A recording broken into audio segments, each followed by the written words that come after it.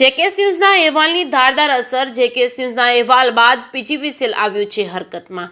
કુકાવાવના જીતુડી ગામ ખાતે તંત્ર દ્વારા તાત્કાલિક નમેલો પુલ નવો ઊભો કરવામાં આવ્યો છે। આંબેડકરનગરમાં સ્થાનિક લોકોનું કહેવાનું હતું નમેલો પુલ 3 મહિના પહેલા જીએબીમાં અરજી કરી છતાં કોઈ ધ્યાન દેતું ન હતું। 5 દિવસ પહેલા આ પુલનો વિડીયો સોશિયલ મીડિયામાં વાયરલ થયો હતો। જેકેએસ ન્યૂઝ દ્વારા અહેવાલ પ્રસિદ્ધ કર્યો હતો। તાત્કાલિક તંત્ર દ્વારા નવો પુલ ઊભો કરી કાર્યવાહી કરવામાં આવી છે।